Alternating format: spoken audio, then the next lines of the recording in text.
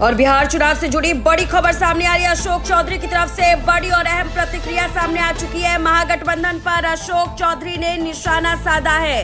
बड़ी और अहम अपडेट हम आपके साथ साझा कर रहे हैं। महागठबंधन पर अशोक चौधरी ने निशाना साधते ही भ्रष्टाचार और रंगदारी का मुद्दा उठाया। उन्होंने भ्रष्टाचार और रंगदारी के मुद्दे को लेकर के विपक्ष को घेरा है और कहा कि जंगल राज को नीतीश कुमार ने खत्म करने का काम किया। बड़ी और अहम अपडेट इस वक्त निकल करके आ रही है। महागठबंधन को लेकर के अशोक चौधरी ने अपना सीधा रुख स्पष्ट कर दिया है। उन्होंने कहा कि भ्रष्टाचार और रंगदारी इनके समय पर होता है और ये सरकार अगर आई तो फिर से भ्रष्टाचार उठेगा और फिर से भ्रष्टाचार बढ़ेगा।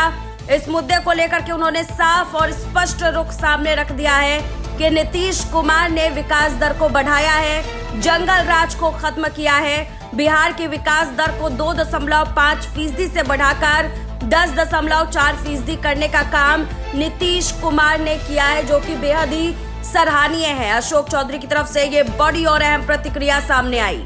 जानकारी नहीं है उनको कि ये केंद्रीय बिल है। राज्य सरकार का बिल अलग होता है और केंद्र सरकार का बिल अलग होता है। केंद्र सरकार के बिल को राज्य सरकार को रद्द करने का, कैंसिल करने का, पालन नहीं करने का इसका अधिकार नहीं होता है। मुझे लगता है उनकी जानकारी नहीं है, आवेश में या उसमें उन्होंने ये सब बात कहा होगा। वक्फ बिल जो है वो तो सबके हित का है।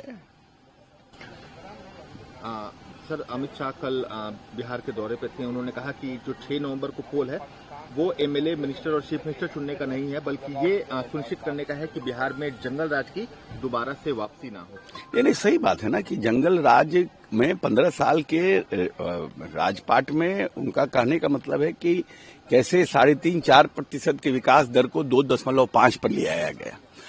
सरकार के गवर्नेंस की कोई पॉलिसी नहीं थी और 2.5 के विकास दर को नीतीश कुमार ने आज 10.4 पे पहुंचाया। तो वो कैसा बिहार था जिसके पास न लॉलेसनेस था, यहाँ के व्यापारी भाग जाते थे, किडनैपिंग होता था, रंगदारी होता था, किस तरह से अपहरण उद्योग को स्थापित किया गया। तो उन सब चीजों को दोबारा वापस नहीं लाने के लिए जो एक प्रोग्रेसिव गवर्नमेंट है, जो बिहार को पूरी, नीतीश कुमार के राज में बिहार को पूरी तरह से इस हिंदुस्तान में सबसे तेज गति के विकास दर से चलाने वाला राज्य बनाया है, तो उस बिहार में फिर से उसकी सरकार बनाई। ये तो अच्छी बात है, उन्होंने कहा।